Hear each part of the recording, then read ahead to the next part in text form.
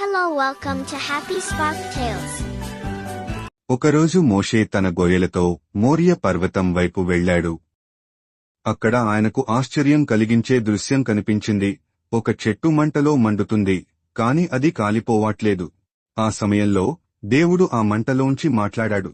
మోషే, మోషే, ఇది పవిత్రమైన స్థలం.